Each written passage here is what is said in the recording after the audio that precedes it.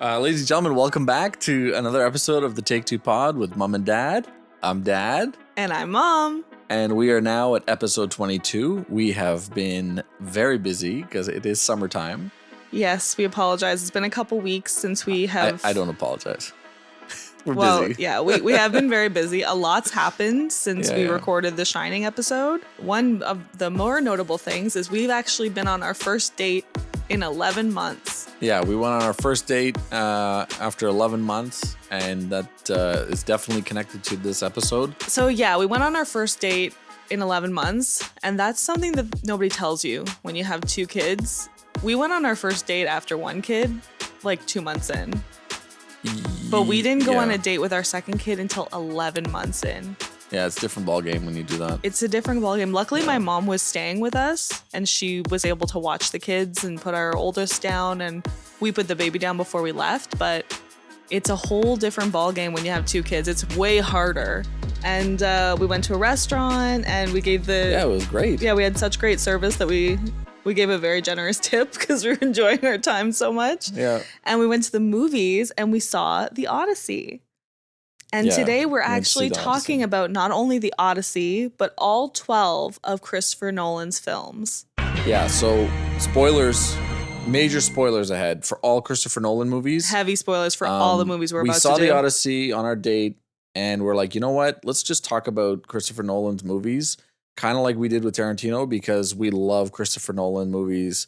You know, he's one of our favorite movie directors, writers. Just he's a gem when it comes to movie making, and he should not be overlooked. His career is so impressive.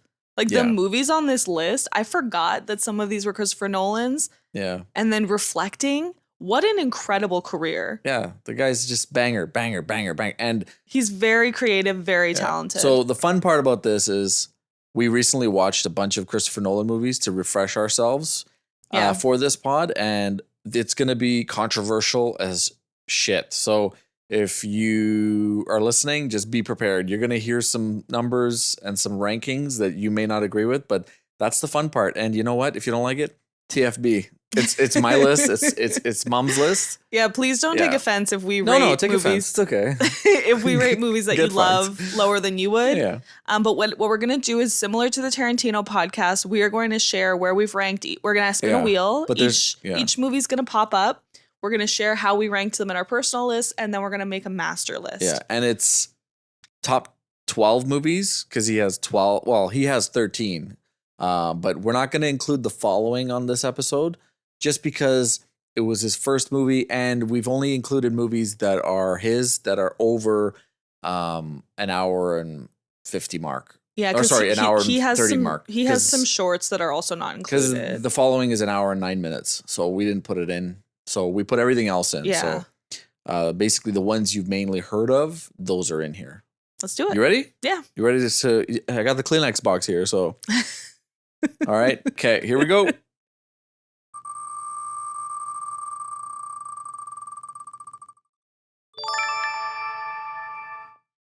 The Dark Knight. Coming out. Coming out with fire. Yeah. This is gonna be rough. Like, who's going first? Let's just say it. I'll say. Okay, in 3, 2, 1. On go. Sure. 3, 2, 1, go. 2. 4. Oh. Yeah. I got him. I got The Dark Knight. This is a lot of people's number one. I have it at 2 because it's really fucking good. Okay. So let's talk about it. Okay. When this movie came out, I stood in line for 4 hours to get a seat because it came out in 2008 when you didn't have assigned seating. You just bought your ticket and then you wouldn't stood in line for hours until you got a good seat. Mm-hmm. So I stood in line with some friends for 4 hours and we watched it on IMAX and it was amazing. I remember that day like it was yesterday. It was a summer night and it was warm out, but it was just warm enough that it wasn't like miserable. And we were just standing there. And we didn't get tired. We were living for it. We were so jacked up. And the movie did not disappoint. I own this movie on Blu-ray. Mm-hmm. Okay. I've seen it countless times. However, I can't watch it as much anymore because it has been beaten to death in terms of cultural phenomenon. Heath Ledger's Joker. Heath Ledger. What did I say? Heath Ledger? Said Heath Ledger. Sorry. I can't watch this anymore without kind of laughing at it. All the beats have been beaten to death. Yeah, but it's very iconic. It's like similar to Titanic. Titanic is a similar boat, but you'll watch Titanic. But you are weird about this movie. When I want to watch this movie, you're not really down, which is weird because you love Christopher Nolan and you love Batman. So you'd think this would be right up your alley, but you I love don't. This. Don't get me wrong. You don't really want to watch it as enjoy much it, as but other in terms Nolan of the movies. Christopher Nolan hierarchy, I think he has better movies. This movie, the reason I think it blew everybody away in 2008 was because superhero movies weren't serious, quote unquote. Okay, so I think this was like, oh my god, I can't believe how real it is. It's so based in reality. It paved the way for blah, blah, blah. superhero but now movies it's for just, sure. It's par for the course. They've done it's happened so many times. So yeah, in terms of influence, it's fantastic. Yeah, it's amazing. My favorite scene in the whole movie is still the chase scene with the tumbler and the Joker's hanging out in that semi truck, and there's no music. There's no music in that scene. Most movies chase scenes have music. This does not. It's just car sounds, guns, tires screeching, and that's it. It's amazing. But in terms of like, there's some problems with this movie. I can't put it at anything higher than 4. Okay, I recognize where you're coming from, and I can kind of agree with you on some level. I did rank it number 2 because I think it's a very unique and amazing movie. It was the first time that a superhero movie really went dark. Even Batman Begins doesn't go this dark. Like, it really goes into the Joker and Two-Face. It's pretty dark. No pun intended, but it's pretty dark. Yeah, but it goes into the Joker and Two-Face in a very gritty, real way. For sure. That's disturbing. So that's why I have it as number 2. I love the creativity. I love the way it was done. But a funny thing about this is when this came out, I actually didn't see it in theaters. I can tell you the first time I heard about this movie, my best friend growing up in high school was a big movie buff. Him and I were walking down the road at night because we used to just go for like long walks on the weekend. And he was talking about the semi truck scene. Okay. And he's like, it flips over and it's not CGI. And he was like talking about it, and he was talking about the music in the movie, and he was talking about all the effects and everything. And he was like, this movie is groundbreaking. This is going to change everything. And I was like, wow, this sounds great. What's it called? Because he just like started going on this rant about it. And that Christmas, my brother got it as a Christmas gift, because this was back when people like getting a DVD for Christmas was lit. Sure. The whole family would sit around and watch it that day. And then, of course, it would be a movie that you'd watch a million times. So my younger brother got it as a Christmas gift. We all watched it. I borrowed it 100 times, so I've seen it a bunch.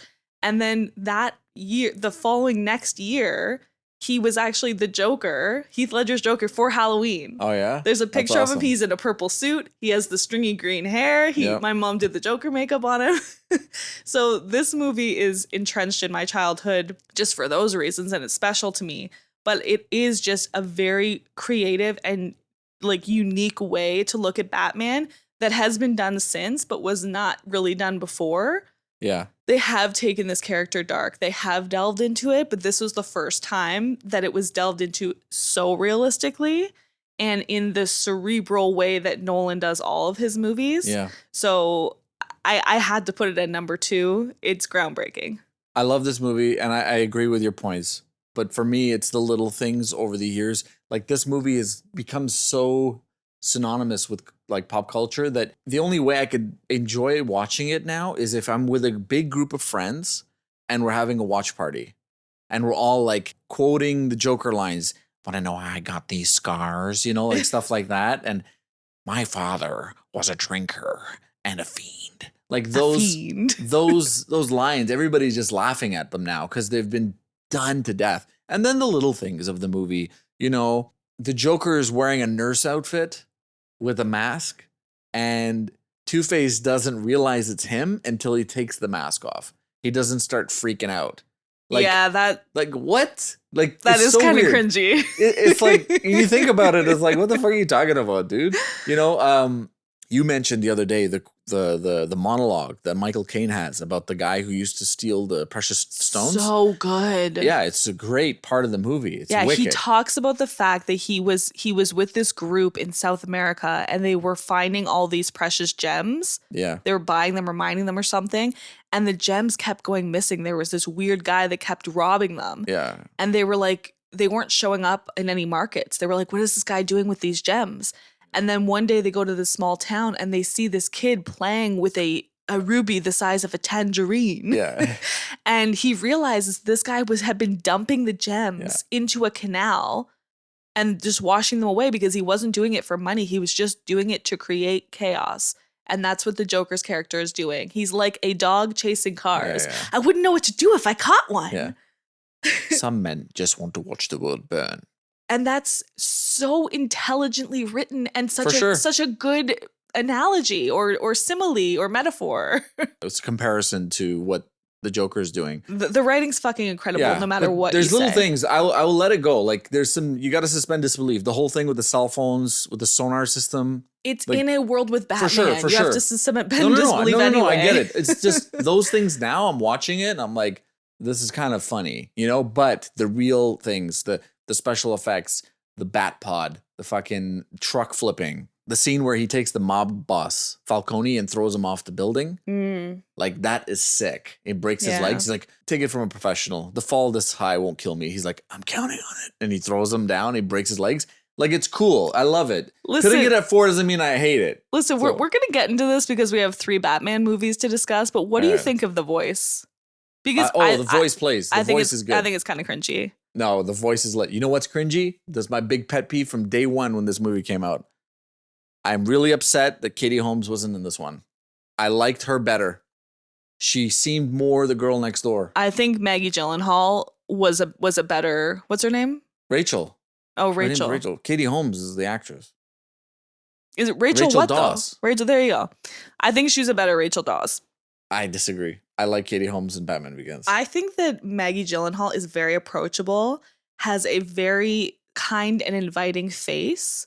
Mm-hmm. Like she feels like somebody that it's a friendly, familiar face. It's harder to believe that Bruce Wayne, a billionaire playboy, would be butthurt that Rachel Dawes, the Maggie Gyllenhaal version, is with what's his name, Harvey Dent. Please, baby, it has Katie nothing. Holmes, it has nothing to do with her physical appearance. They grew up together, and she's the only one that knows him. Okay. She could be a hunchback of Notre Dame, and he would still be in love with her because of their emotional in Batman Begins, connection. she really seems like she knows him. The way she calls him Bruce. She does in Dark Knight too. No, it doesn't seem legitimate. It doesn't seem real. We're spending too much time on this movie. We're gonna get into other aspects in other movies. Well, this is the debate. So, in terms of our ranking, The Dark Knight has to go at number 3 because you have it at 4. I have it at 2. That's the most fair place to put it. Why don't we leave it for now? Why don't we leave it? No, it's too early in the game. We're putting it at 3. If we have to move it, we'll move it. Okay. That's what we did with the Tarantino podcast. You want to put it at 3? Okay, let's put it at 3 for now. I'm spinning the wheel. Okay.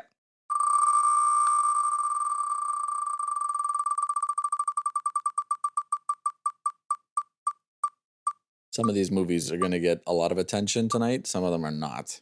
Oh my God. The Dark Knight Rises. Okay, it's a good segue. Let's just call it that. It is because they're connected. Okay. I'm going to be upfront. I've only seen this movie twice. Okay. I want that to be noted because I've seen The Dark Knight infinity times. Sure. I've seen The Dark Knight Rises infinity times. Okay. Do you want to go first? Or do you want me to start? You go first. Okay, so I have Dark Knight Rises at 6. I have The Dark Knight Rises at 12. Wow. I think this is Nolan's worst movie by far. People could see the face I'm making right now. My jaw is like glued to the floor. This movie, compared to The Dark Knight, is incredibly campy. It's incredibly campy. The villain is not as good. Anne Hathaway's performance is laughable. And we have a feeble, crumbling Batman. I don't want to see a feeble, crumbling Batman. I want to see a Batman that could fuck everybody up. I don't like it. It's depressing. Okay, so to counter, this movie had to outdo or even come close to what The Dark Knight was. And for that reason, he gets a lot of credit. And I'm going to tell you why. I've seen this movie dozens and dozens of times.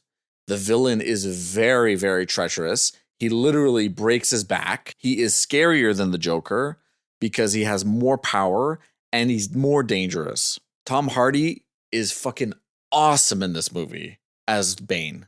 Like, he is Babe, amazing. he literally crawled out of a hole. What do you mean he crawled? He like crawled out of out of hell. That's so weird. No, it wasn't him. He didn't crawl out of the hole. Yeah, he was the one that crawled out of the hole. He wasn't. It was the girl. It was Ra's al Ghul's daughter. Oh, yeah. I thought it was him. Yeah, do your research. Then come at me, bro. We're ranking this 12. Listen, I understand that he was. No, I'm not done. I'm not. Ed Hardy. No, let me say. You can finish after I'm done. I understand that he was trying to outdo the Dark Knight, but that's impossible. Lightning does not strike the same place twice. Nothing's impossible. In this case, lightning does not strike the same place twice. He did such an incredible job with The Dark Knight that he never could have outdone this is the highest with the next movie. Batman movie in the because trilogy. of The Dark Knight. That's why it because had of audiences. The amount of hype it had, and it delivered. He bookended the movie with a story that Michael Caine, or what's his name, Alfred gives Christian Bale in this movie, and he bookends it with that. The ending, he left it, like, he closed the story, but he even left it open for Robin. Yes, but this is like the fact that he gave the Batcave keys to Robin. It was so fucking perfect. The fact that it did well at the box office is literally an Avatar situation. Like, it did well because of the first movie. Which Avatar? The first one did more money than the second Avatar. What are you talking about? I thought the second Avatar, he broke his record. No. Okay, then scratch that. It did well because the first movie did so well. That is why The Dark Knight Rises did well, because The Dark Knight was so well known, so highly anticipated to have this story continue, but the story continues in a less satisfying way. And like I said, the villain's not as good. Anne Hathaway's performance is weird. Joseph Gordon-Levitt's just kind of there. Doesn't really make an impact. It's not as good as Dark Knight or Batman Begins, in my opinion, but it's still not really good. It doesn't deserve to be at 12. 12 is batshit. I'm sorry. Something has to be at 12. Something has to be at 12. There'll be something at 12. Don't worry about that. And I have my arguments for why the other movies are not at 12. This will be benched because there's a 6-point gap. We're not ranking. Listen, but let me just say, The Dark Knight is a good movie. All of Nolan's movies are good.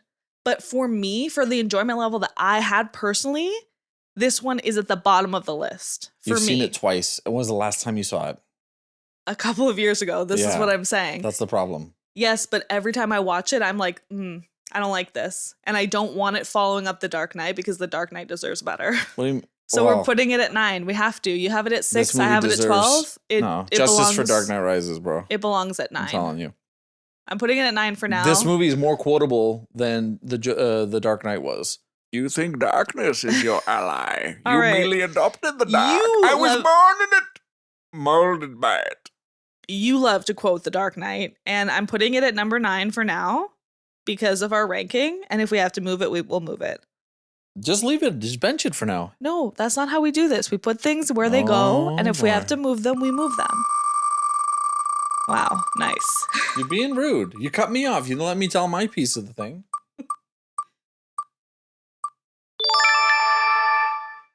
Batman Begins.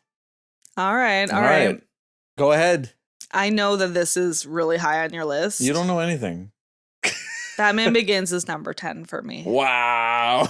Oh my God. What do you have so high? I've got this at number 2.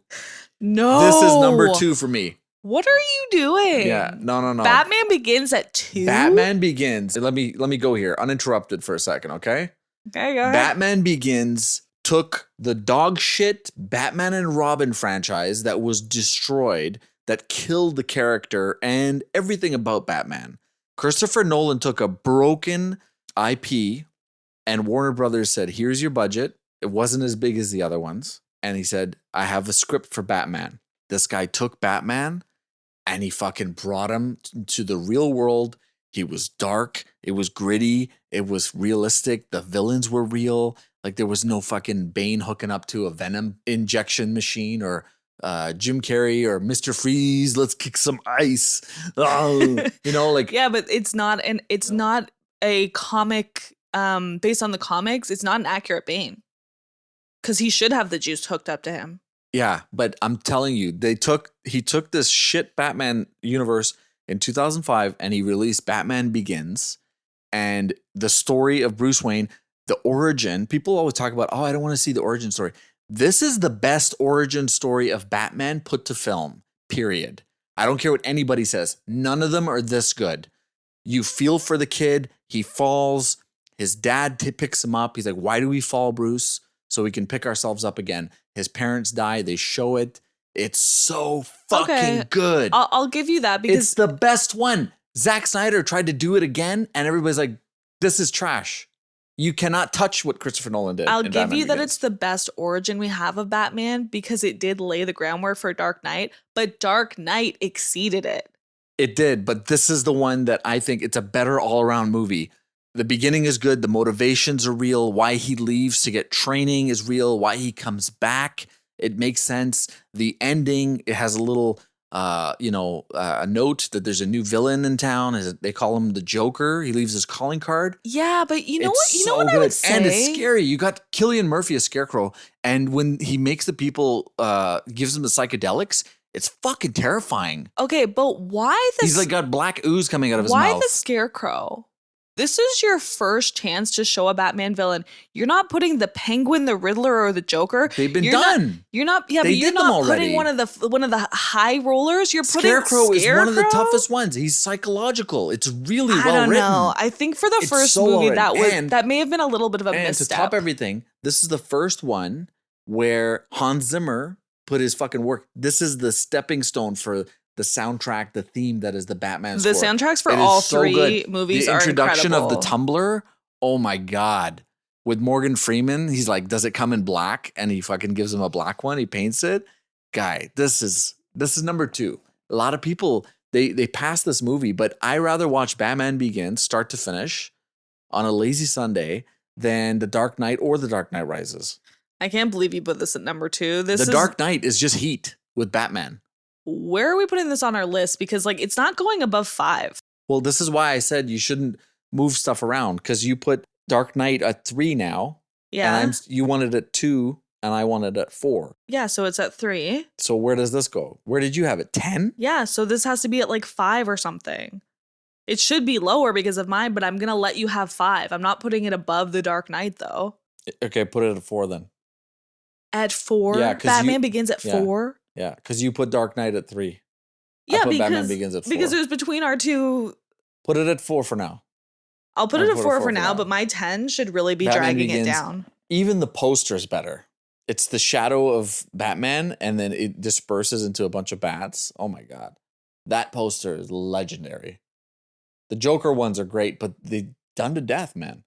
The amount of Why So Serious t-shirts I saw after 08 was just like, ugh, enough Okay, already. but you're getting mad about a pop cultural... No, I'm not mad. Listen, Batman Begins is a great origin story, but I don't really think that it is to the level of perfection that Dark Knight is. I'm glad we tackled Batman and we can kind of get it out of the way. Sure. Because I really want to delve into Nolan's other came works. Up back to back. Okay, next one. So that stays at 3 for now. No, at 4. 4, sorry. Okay, next one, okay? Ready? It's going to get moved lower than 4. Get fucked.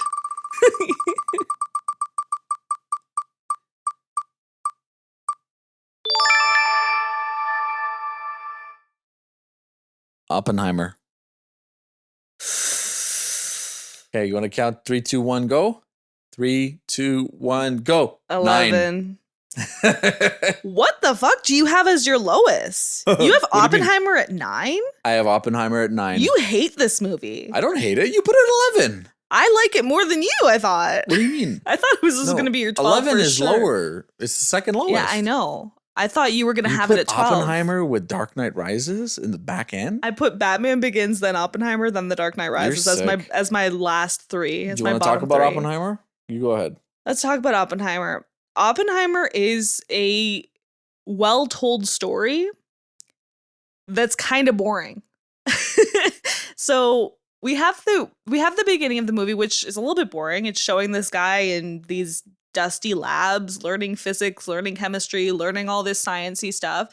Then the middle part of the movie where we see him building and testing an atomic bomb, which is pretty interesting. Sure. And then the third part of the movie, we have him in a fucking courtroom because they're arguing about whether or not this guy should lose his security clearance with the government. I understand why that was so controversial. I understand that the government will pay you and ask you for help when it's convenient for them and then turn their back on you. And they did accuse him of being a spy, and they did accuse him of things he didn't do. So I do understand why they wanted to cover that part of the story, but it's fucking boring. I don't want to watch it's not even a courtroom. It's like a preliminary hearing. Yeah. It's so boring. And his wife is sitting there and she gets up and talks for a point. It's supposed to be a mic drop. It's boring. Okay, which wife? Emily Blunt. This movie could have been told. She's got a drink in her hand in every fucking scene. Literally every scene. They were hammering it so hard that she's an alcoholic. But let me just finish. They were telling a story that is unique and interesting, but they told it in the most boring way possible. And Albert Einstein's barely in it. I'd like to have seen a little bit more of him. And they also don't explain why Oppenheimer was approached by the government. Oppenheimer was approached by the government because the way his brain worked, he could take other people's ideas and make them one cohesive idea. And he was literally one of the only people scientifically at that time that was capable of... That's why they approached him. ...of that kind of collaborative thinking. That's why. They're like... I know, but they don't say that in the movie. They just say he's the only man for the job. They don't tell us why. It's literally because he was known for being able to read everybody's research. Well, he has communist background as well. Fill in these gaps. So there's reasons for that they wanted to, like, they knew that this guy was smart, but also he had communist background, but he had nothing to do with the Russians. Exactly. And they thought that he was passing information to the Russians. They didn't consider the fact that the Russians also had scientists that were also working on very similar problems. I've got this movie at 9. Now, just for full disclosure, every Nolan movie is fantastic. Yeah. However, I am of the thought process that this is one of his lesser movies, even though he won an Oscar. He won Best Picture, Best Director. Everybody raves about this movie. No. It's a great movie. But the first, like you said, like Mom said, the last hour of this movie should have been removed. Once the Trinity test, shortened. Listen, once the Trinity test is done, he goes and he stands in that big room with the bleachers and everybody's stomping their feet, and he sees images of burnt kids and burnt families because the president, who's played by Gary Oldman, drops the atomic bomb on Hiroshima. That should have been the end. And then he goes to see Gary Oldman and the president. He goes to see him in the Oval Office, and the president basically tells him nobody gives a shit who built the bomb. The only people they care about is who dropped the bomb, which is him. He made the call. And he says, get that baby, or he calls him something. He calls him like a pussy or something, like, get him out of here. The crybaby, get him out of here. And the movie should have ended there. I don't want to see why he lost his classification and why he was declassified, and Robert Downey Jr.'s character is butthurt about who gets credit for this. And it was just a no vendetta. One cares. Yeah, the whole movie is about cares. him having fucking wet dreams about building this atomic bomb, and he literally dreams about particles and atoms. Like, they show his visions, right? Which is really interesting. I was interested the whole fucking movie. As soon as the Trinity test went, they blew their wad. He had that speech where he saw little burnt kids, and that was really effective. Wicked filmmaking. Yeah. And then stop it. Have the credits come. Have it say Oppenheimer in the classic Nolan font, and we're done. The fucking soundtrack was good. The acting was amazing. Benny Safdie, he played the Russian spy scientist that gets fired. It was perfect. Matt Damon, like, everybody's good in this. There were so many all-star cameos. Like, Matt Damon's only in it for a while. Casey Affleck's only in it for a very brief time. They had huge names just dropping in, and the Gary Oldman's in one scene. Yeah, Cillian Murphy's acting is so good. But yeah, I agree with you. It should have been, he builds the bomb. He has this struggle with morality. Maybe it shows him going to the president, begging them not to use his creation. And then that should have been it. I know that there is this complex ethical discussion about him losing his security But he was clearance. a shitty person. Like in the movie, he's an asshole. But that's not what it's about. It's about I know, but we don't feel for him. I don't feel bad for this guy at any scientists point. being used and discarded when it's no longer useful. Fair enough. There is a good ethical discussion there, but it ruins the movie. But the ethical discussion happens as soon as he gives that speech. He sees all the bad he's done, and the movie should end. And then you leave the theater and go, was he a good person? Was he a bad person? He was a terrible person. I didn't care about him losing his classification. He cheated on his wife like crazy. His wife became an alcoholic. He fucking created the atom bomb. He tried to poison that professor with the fucking apple. Yeah. You know? Also, he was a terrible father. His wife leaves the baby at home. He comes home and takes the baby to a friend's house. I know. And gives the baby to his friend's wife. He's a fucking horrible What the fuck are you doing? person. That's your kid. Yeah, which is fine. But you're telling the story. Maybe he was a really bad person. But it fucks up the ending of the movie because now I don't give a shit about this bad person. He did all these things. Science, people are always pushing the envelope with science. And then some of these people have horrible intentions. His intentions were just, okay, we got to beat the Russians. We got to get something because the Nazis, we need to beat them, blah, blah, blah. And it just kept going and going and going and going. Yeah, by the time and it was... even Matt Damon's character is a fucking asshole. Like he was the guy in charge, the military guy. There's no winners in this. They made a fucking bomb and they dropped it on a city full of innocent people. Like there's no fucking winners. It should have. That's and they're what like, I mean. Japan would have never backed down. It's like, so you destroy half their country? Yeah. The ending of the movie, the Irreparably? last 47 minutes of this movie should have been removed. I would love to go online and just edit this movie to just end right there. And I bet you it's more cohesive. It's tighter. The 3-hour runtime is completely unnecessary. And I love long movies. Don't get me wrong. Yeah, but there are several long movies that, if it's not done properly, a long movie feels long. Also, Titanic doesn't feel long. You know what feels long? This movie. Once Upon a Time in Hollywood, The Irishman, movies that are not properly done. Because the pacing is bad. Yeah, the pacing is bad, or the story's not cohesive. Yeah. This story is not cohesive. Yeah, he did this chronological thing. He always does. He always goes back and forth in time in his movies. And this movie, he does it too many times. It's confusing. The editing is bad.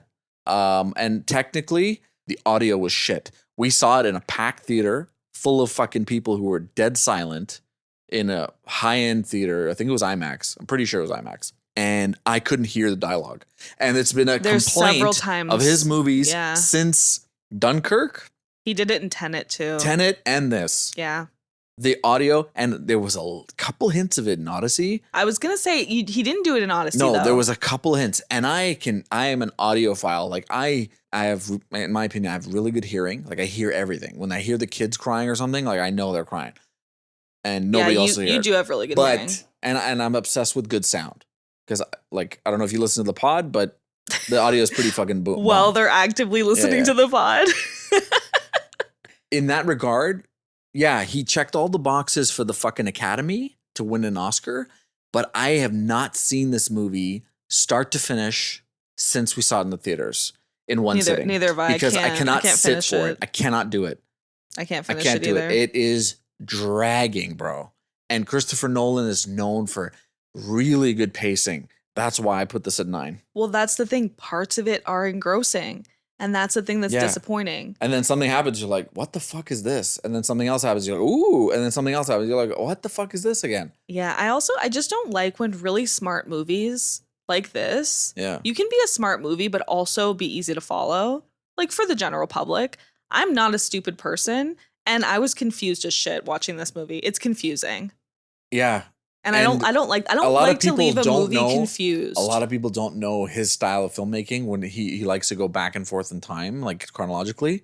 So they would go in the theater and be like, what is happening? Confused. They'd be asking questions, Googling shit. Anyways, I put it at 9. You want to put it at 10? Yeah, I say we put it at 10 because you have it at 9 and I have it at 11. I said, it's still a really good movie. I put it at 9 because it wasn't executed well. The execution was bad. Like there's that classic saying, like the operation was a success, but the patient died. Like that's what happened. Oh my God. Yeah. You never heard that one? No, that's hilarious. There's too many shots of Oppenheimer staring into the fucking dead of space with his big blue eyes and just like speaking quietly and you can't hear it. So. Agreed.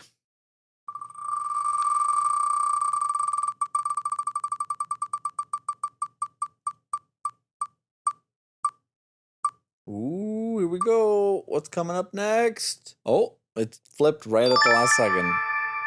Insomnia, starring Al Pacino and the late Robin Williams. I have this at 3, 2. Go ahead. What do you have it at? I have it at number 8. I have it at 11. Whoa. Yeah. This may have been recency bias for me. May have been? Because I watched it for the very first time just the other day in preparation for this podcast, because the only Nolan movie I had not seen was Insomnia. Yeah. And it's fucking good. It's pretty good. It's his second movie, I guess. Yeah. For his second movie, first of all, star-studded. Yeah, big cast. Al Pacino, Hilary Swank. Oh, yeah, she's in it too. Yeah, I forgot. Robin Williams. Yeah. What a cast. And really well done. Like a story that goes in directions you're not really prepared for. And on top of that, Al Pacino looks so fucking tired in this movie. Yeah. Like, Yeah, how do they make him look so exhausted? I kept watching this and I'm like, I couldn't stop laughing because I'm like, Pacino is just playing Vincent from Heat, just really tired. He's like, Hilary Swank, she's got a great ass. I'm so fucking tired. When can I go to sleep in this fucking Alaskan hotel? I can't fucking sleep. The sun doesn't go down. Yeah, it's a really good movie. It's about a detective who is on the brink of losing his career. Yeah. Over a case where he planted evidence. Yeah. And it's not something that he would typically ever do. And his partner knew what he did. And his partner was willing to rat on him. Yeah. And he then wanted to make a deal with Internal Affairs. He wanted to make a deal with Internal Affairs. And Al Pacino ends up shooting the partner when he's in active pursuit of a killer. Yeah. And you don't know if it's on purpose or not. So I put this movie at 11 because it's a great movie. It's cohesive. However, it's not a Christopher Nolan movie. It's a remake of a Swedish movie starring Stellan Skarsgård, which is... Oh, really? It's superior to this movie. Oh, I obviously have only seen this one. Really good. It's superior to this. This movie's great. Al Pacino's really good in it. Yeah, he is. He literally plays a sleepy cop really well, almost like he's really bored on set. But he's a really talented cop as well. Like, that's why he's brought in, because he's very talented. I have some issues with this movie. Like, everything about it's good, but he's there and they're chasing this guy who killed one person. And the whole time I'm watching it, I'm comparing it to Seven or The Silence of the Lambs, where this one guy has killed multiple people. He's a serial killer. This guy killed one girl. It was kind of on accident or by accident. Yeah, but they're in a town where murder is not super common. Sure, but they had one other suspect. So there wasn't really a whodunit. They showed Robin Williams pretty quickly. Well, the funny thing is, I'm watching this and I went in completely blind. Oh yeah, you had no idea. I didn't know Robin Williams was in this. Yeah, I know. So I hear somebody call Al Pacino because he calls him before he ever shows him. Yeah. And I'm like, that's the fucking genie. Is Robin Williams in this? And I literally had to Google it because I was like, is that Robin Williams? And I Googled it and then I got so excited. And I couldn't wait. Robin Williams is a fantastic actor. Okay. Yeah, but he doesn't play good or bad guys well. He does. He needs to be a good guy. In 1 Hour Photo, he's absolutely electrifying. You always talk about that movie, and it is substandard. He's electrifying in that. However, this movie's script, it's not a Christopher Nolan movie. The shots don't look like Christopher Nolan movies. The cinematography doesn't look like Christopher Nolan. I disagree. There is these shots in the mist that are like spooky and ethereal, and you don't know what's behind the mist, and it's very... It definitely delves into the Christopher Nolan arena. But yeah, I get what you're saying. It's more of a B detective movie. It's not really one of his masterpieces, which I would consider his other movies, but it is very good. This movie is him finishing someone else's script. It's literally that. And that's why it doesn't feel like his movie at all. It's his second movie, which is funny because Momento feels like his fucking movie. It's his style. It's his pacing. It's all right, we're gonna get into that movie later. No, I'm just saying, like, it's his second movie, but it looks like he had a brain transplant and he made it like somebody else made it. Like, it doesn't seem. Yeah, like it doesn't feel like a Nolan movie, but it is really good. And it's very like subpar. I think he does a really good job, But if you take the script and break it down, it's subpar. He makes it great. It's a good movie. Al Pacino also makes like it great. it's really good. Like it's cohesive, start to finish. But you killed one person. You're not that scary, bro. Yeah, but I mean, you're comparing it to other movies. You're not supposed to do that. What you're else supposed do you do? You don't just sit in a movie and go, "Oh, this is a lot like this." Oh, No, except that guy was scary. Take it at face value. It's a good movie. It's an interesting premise. I have it in my number 8. You have it at 11. 9 and 10 are already taken. I say we leave it at 11. There's better shit out there. Okay, we can put it at 11, but you're gonna have to give me some leeway later. Well, we'll see what we have. I'm putting in for my leeway right now. Okay, so 11? Yeah, we'll put it at 11. What the Okay. fuck are we gonna put at 12? I haven't all of my bottom 3. What'd you put at 12? Batman Begins? No, Dark Knight Rises. Dark Knight Rises. That's crazy. You're nuts. They're all good movies. Dunkirk. Dunkirk. This is another movie that I've only seen once. I've seen this at least 3 times. It's really good though. It's very good. It's based on real events, which is very similar to Oppenheimer in terms of storytelling. This one's better than Oppenheimer though. I have And it. it's a World War II movie, a World War II story that was never told on a cinematic scale. Yes. I have it at number 6. I have this at 8. Okay. So we saw this in theaters. Like, since we've met, I think we've seen every Nolan movie in theaters. Even during COVID, we went to see Tenet. Yeah. So we're huge fans of this guy. But we saw Dunkirk in theaters, and it's a great movie, start to finish. The characters are good. The story is good. I have 2 problems with it. Number 1, the sound. You cannot release a blockbuster, multi-million-dollar movie through Warner Brothers or Universal, whoever the fuck he was working with at the time, and have audio issues. I'm sorry, your sound mixing, I'm sorry, it's trash. You are Christopher Nolan. You have made way better movies with better sound. The sound mixing was garbo. Number 2, he's telling the story in, I think it was 3 different points of view. The soldiers on the beach at Dunkirk. The plane. The plane with Tom Hardy. With Tom Hardy. Cillian Murphy on the boat, right? There's 3.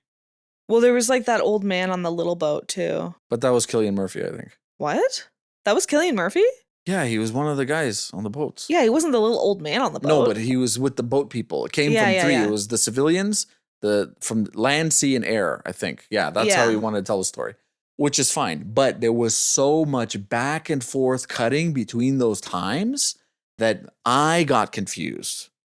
And I was like, this is a great movie, but stop cutting back and forth. Just tell us one story and then the other and then the other. I wasn't confused. I thought it was a very beautiful, heroic story. And it did show like very raw human nature. Like, for example, when the soldiers realized that one of their fellow soldiers was, I can't remember if they found out he was French or he was German. Yeah. And they turned on him. Yeah. It really was like, it was like a shocking war moment.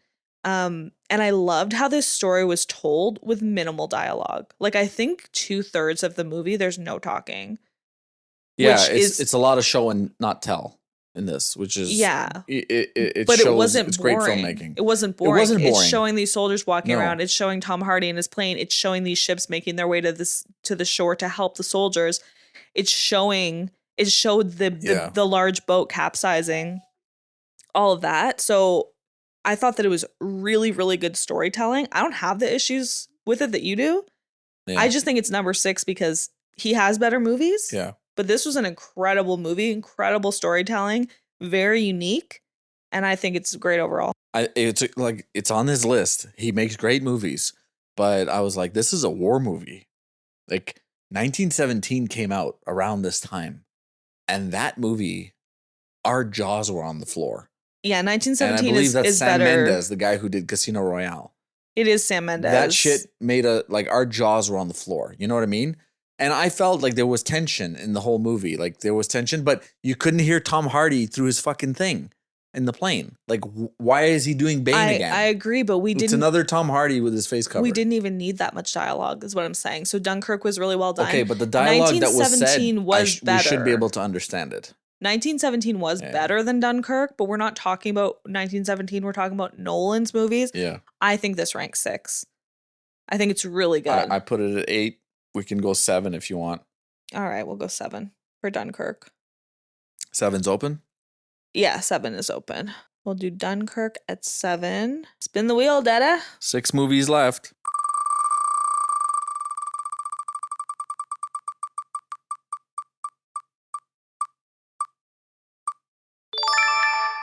Interstellar. Fuck, we're gonna go right for it. Number 1. I got it at number 1 too, man. This movie is fucking undisputed number 1. I put this at number 1 too. I'm not arguing. Obviously, we picked the same one, but people listening are gonna fucking lose their minds. I'm pretty sure they're gonna be a lot of. I don't know how they could. Interstellar has a very strong fan base Okay. behind it. Do you want to go first? Do you want me to go first? You can go. I'll go first. Sure. There was a few space movies that came out around this time. Gravity came out first. Yeah. But this movie brought space movies to a new level. And this movie portrayed the future in such a unique way. It's a bleak future. They call themselves a caregiver generation. Like this guy, Matthew McConaughey, he's living this life where his future's bleak, his children's futures are bleak, science isn't being appreciated. It's just like a survival mode. It's a survival mode. They have to grow food in order to live, and then hopefully the world is going to get better. But there's this underlying message of man was born on Earth, but it was never meant to die here. And we are transported to this space station where they're actively making a plan to get man off Earth and continue the human race. Yeah. And he gets to be a part of it because he's the only person who can fly their spaceship. Yeah. Such a creative, unique idea. Like all of Nolan's ideas are so unique and so never done before. We never see the future portrayed in this way. We see it portrayed as everything is silver and shiny and new, and there's never a fear of not enough food. There's never a fear of the world ending. But this guy is on the precipice of the end of the world, and he's going to make a difference for the future generations. And the movie is incredible. We go to a planet where time slows down. We go to a planet where time speeds up.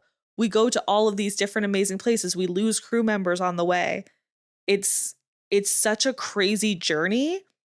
And it's very cerebral because he ends up in that black hole and he's able to communicate with his family. Yeah. Through it. Like it goes in so many directions that you don't expect.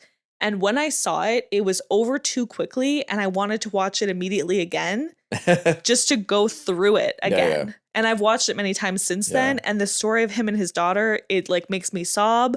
The story of his daughter as an adult is inspiring. Everything about this movie is absolute chef's kiss. I can't say a bad thing about it. I agree. So I love Christopher Nolan's movies. I own a lot of them. This one came out around the time where Blu-ray and stuff. I don't own it, but we have the poster in our basement. It's the first one you see when you come down. We've showed this movie to several people. So the best way I can describe this movie is I wish that I could erase my memory and watch it for the first time again. Me too. Because it's such a ride. I remember going to the theaters with you. It was November 2014. It was right around my birthday. We went to go see this. We're like, it's the new Christopher Nolan movie. We go in the theater and I was like glued to my chair and I did not want it to end. This is a classic story about a father goes on an adventure to better his family, to better his children. He may not see his kids again, but it's done in such an interesting way. Space movies have been done before. Post-apocalyptic movies have been done before, where people are run out of food and people are living off scraps and stuff like that. But you've got Matthew McConaughey in the McConaissance. That's what people called it because he had this. He had Dallas Buyers Club, Lincoln Lawyer, True Detective, and then this fucking thing just pops up and everybody's like, he had a "Holy run shit." of incredible performances. After being this rom-com actor, nobody expected much out of him. And then he just came out swinging. We watched this movie when we were not parents, and when he hugs his daughter, and the next cut is the music, and he's driving the pickup truck towards the space station and sobbing and crying. I fucking like teared up, dude. That is great filmmaking. Now, father of two, watching this movie, I'm a train wreck. Save it for the full episode because we're definitely going to do this movie. This movie, from start to finish, the special effects, which are all mostly done in camera. There's CGI used, obviously, but groundbreaking stuff. The wormhole scene, it had never been put to film. It's scientifically accurate. Well, as much as it can be. No, it is. Kip Thorne. He is the guy who gave the special effects crew the formula, or not the formula, the equation, and to dump this into your computer. And the computer generated computer graphics to simulate a wormhole. And they found a wormhole, and it's very close to it. It's almost identical. And we saw the third Guardians movie. There's a wormhole scene, and they fucking use the exact same design. I'm sitting there, I'm like, oh my God, that's from Interstellar. Like anyways, that's besides the point. The storytelling, the acting, Anne Hathaway's fucking amazing in this. And I'm not a big Anne Hathaway fan. I was going to say, you don't even like her that much. I don't even like her that much, she's but she's amazing. The in time dilation, 7 years per hour on that planet. Get the fuck out. What a heartbreaking scene too, because he's like, I'm going to lose so many years of my children's life, but I'm going down here. I'm going to do it.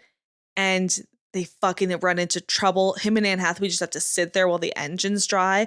Like, how fucking devastating. When they get back, he sits down and he plays the messages back, and you don't even see the messages. The camera's just on Matthew McConaughey's face, watching his kids, sending messages. Because he missed their whole childhood. Year after year after year after year, and he just starts sobbing. Oh my God.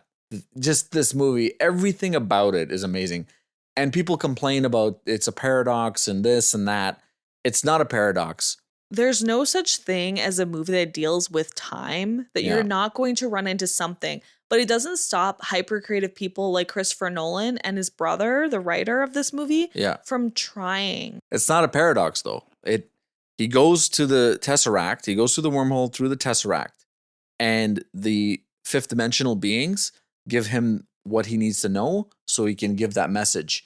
I thought it was himself giving it the message. He's giving himself the message, but it's not a paradox because time is not linear in this movie. So it cannot be a paradox. Time is shown to us like in different rooms. Regardless, I'm trying to give Nolan props for saying even if that is a paradox, but even if that is something that you can say about this movie. Sure. He still went out there and did it and made this movie, and it's incredible. Yeah, this movie, and then, okay, let's talk about the big part of this movie that is a beautiful thing. And it pisses me off that people use it in their fucking bullshit Instagram videos when they don't even know where it came from. When he's pushing the books? No, the soundtrack. Hans Zimmer, did the soundtrack for this. And Christopher Nolan he didn't even tell him the script. He said, listen, I'm making a movie. I need you to write a score for the film, and it's about the love between a father and his son. That's what he told him. Hans Zimmer goes and starts writing all this music, and then he goes and he's like, I want to do something different. So they go to this church with they have this huge church organ, and it's like the loudest friggin' church organ ever. And they played all this music on that, and they recorded it. And the music in this movie, it is like incredible. You are on the edge of your seat. The fact that he didn't watch the scene and then write the music to go with it makes it even more impressive. And it's not a father and son. He lied to him because he said father and daughter because Hans Zimmer has I think he has a son. So he wanted him to be in the mindset of him and his child. So he could write the music more from inside from his heart. Oh, that gives me chills, man. It's so good. And then he's like, okay, he wrote the music and then he used the church organs. He's like, all right, this is the movie. This is the script. And then he did the rest of the fine tuning about it. The song Mountains, when they land on the water planet, the song No Time for Caution, when he's trying to correct the spin of the ship after, spoiler, Matt Damon fucking causes an explosion in space. Matt Damon is such a good villain in this. Yeah, he's a huge dick. I couldn't sit here and die. Yeah. I couldn't do it. This is his first Christopher Nolan collab.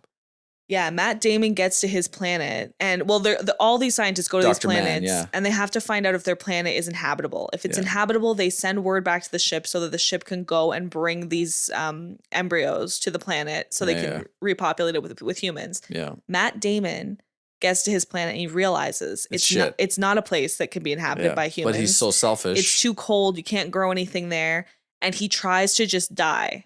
but he's too much of a coward and he's too selfish. Yeah. So he sends back word that it is inhabitable. Yeah. So they go to his Because planet. he wants to go back. Because he wants to go back. They go to his planet and it turns out he lied to them.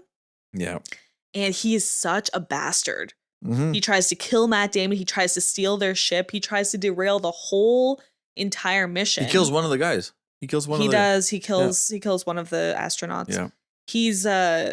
He's fucked in this movie, but he's such a good character too. Yeah, it comes like it's a twist too. He like you're like, yeah, they go there, they wake him up out of really cryo good sleep. It's a really they wake good him twist. out of cryo sleep. He just seems like this intelligent guy, and he's a fucking he starts monster. sobbing. He's like, pray that you never feel how good it is to see another human face again. Like that's such good writing. Anyways, and that's the gift that Matthew McConaughey gives Anne Hathaway later in the movie. Unanimous decision. He shows up to her isolated Nolan planet. movie. Number one. Number one, by far. I've never seen a movie balance emotion and intelligence so perfectly. Yeah, he's been close with other movies. There's other movies. Incredible performances. Jessica Chastain, Matthew McConaughey, Anne Hathaway. Little cameo by Topher Grace. Just go on Spotify. Outstanding. Listen, just go on Casey Spotify Affleck tomorrow. again. Just go on Spotify tomorrow. Go search Interstellar soundtrack. Play that shit loud and in your car. Dad was doing this in the car the other day. He was playing Nolan's soundtrack. Yeah, no time for caution while you're reversing into a parallel spot. It's like we can't fit. It's not ideal. Yeah, but it's necessary. All right, next one. All right. Oh, I don't even want to leave. Let's just talk about Interstellar for the rest of the show. No, we have to talk about this bangers on here. Agreed. The Prestige. Fucking fire, dude.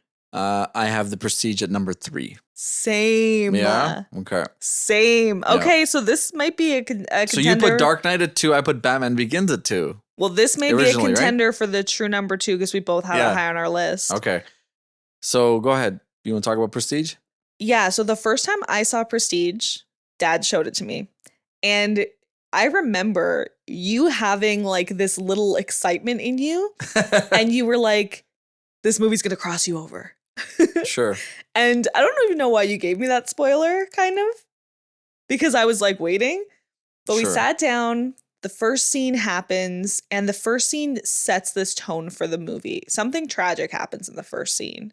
Yeah. Hugh Jackman's wife is in the tank of water, and they're magicians, and she's supposed to unhook her handcuffs and get out.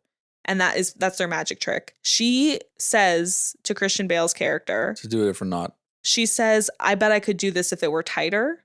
Yeah. And he does. They make eye contact and he makes them tighter. She goes into the tank. She's unable to escape and she drowns. And this is the fucking first scene of the movie. This is how the movie starts. And it starts this really bad negative relationship between Hugh Jackman's character and Christian Bale's character, and that is the rest of the movie. It's based on this event, and everything spirals from it, and it goes in all these crazy directions. It's a period piece, and it's about magicians. Hugh Jackman's a magician, Christian Bale is a magician, and they're both fighting to be the best at their craft, and it takes us on this journey with them. And the journey it takes you on is crazy. You're not prepared for where it goes. Yeah. I've already said this several times. His movies are so cerebral. Yeah. It plants itself in your brain and then it just explodes. So these are all great points. I agree. I'm almost like I should have put this at number 2. I think I had it at number 2 and I probably bumped it to 3. I saw this movie just off the cuff. I'm like, oh, it's Christian Bale who just did Batman Begins, and it's Hugh Jackman. I love these guys. Genius choice to use Christian cast. Bale again, because he's incredible in this. So I'm watching this movie, and to what Mom said, the beginning is very, very heartbreaking. But the movie opens with, it says The Prestige, and it's a bunch of top hats just laying in the ground, and you don't know why. Knowing why, is fucked. It's very eerie watching this the second time. That's number 1. Number 2, the whole movie is a magic trick. He says there's 3 parts to a trick, right? There's the pledge. There's 3 parts. So the first part is the pledge, then there's the turn, and then there's the prestige. And he says it's not good enough to make something disappear. You have to make it come back. And Michael Caine is narrating this in the beginning of the movie. And this movie is not only is it a drama about two competitors, magicians who are trying to outdo one another, but on top of that, it goes to another level. Like it gets really dark because they ruin their lives for the fame and the notoriety of being the best magician. They both have really a dark secret at the end. Yeah. That's horrifying. It's horrifying. And they basically ruin their relationships with their children, their spouses.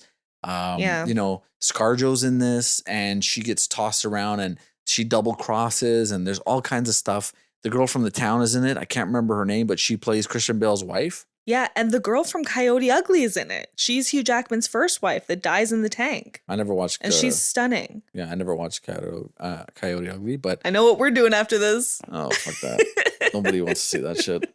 But yeah, this movie is amazing in that regard. And then I have this theory of Christopher Nolan movies. He's at his best when he's slightly in the realm of impossibility and fantasy. His best movies, in my opinion, are the ones that are not fully real. His movie, they all have a little hint of impossible. Yeah, we'll just go through them. Interstellar, time travel, time dilation, the wormhole, a little bit of fantasy, a little bit of fifth dimensional stuff. You have The Prestige. The Prestige has a little bit of like magic, literal magic in it. The twist at the end. I mean, we can tell the twist. If you're listening now, you've seen it. But Hugh Jackman figures out a way to clone himself using Nikola Tesla, who's played by David Bowie, which is amazing. And he clones cats and hats, and then he learns how to clone himself. And he keeps killing himself every night. Yeah, he has to kill himself really every night because he has to come back, and he can't have this other. Yeah, and then at the end of the movie, he's just got a room full of drowned Hugh Jackmans, which is really fucking dark, and it just ends that way. It is really dark, and it's kind of disgusting. It is disgusting. And it's horrifying. Yeah, they're sick people. Well, it's because he wanted to be the best magician so badly that he just becomes a We thought Christian Bale's murderer. secret was bad, that he was two twin brothers, and his wife didn't even know he had a twin brother. They kept it secret their whole lives, and that was how they did the ball behind the door trick when they'd pop out of the door. Well, such a shocking scene, too, is one of them loses a finger. Yeah. And because they live one life where they switch back and forth, the twin that did not lose a finger has to chop his finger off. It's two, the last two. Oh, it's two. He has to lob them off with a knife. Yeah, he's chip committed. This is before germ theory. Remember that. This is before medical intervention was as good as it is now. They cauterized that shit. And he easily could have died from that. He could have easily gotten an infection, and when you got an infection back then, you were fucking dead. They were sleeping with the same woman, and they shared the same kids. Like that's dedication to the craft, which is crazy. They knew whose kids they actually were. I don't know. I think the one that had got her pregnant was the one who loved the kid more, which is really fucked.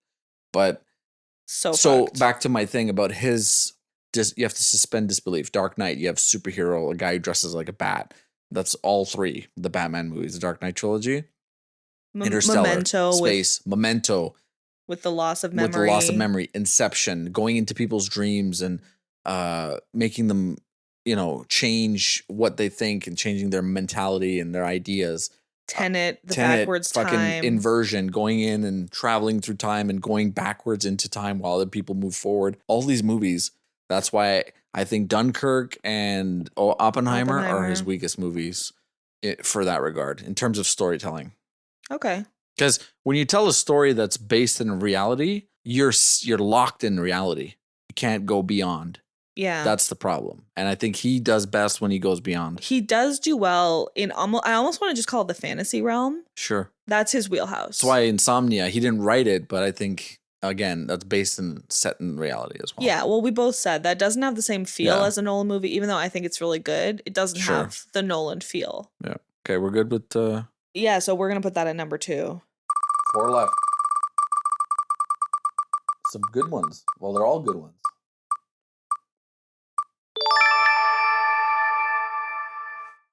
The Odyssey. Okay. I have this at number 7. Ooh, I have it at number 5.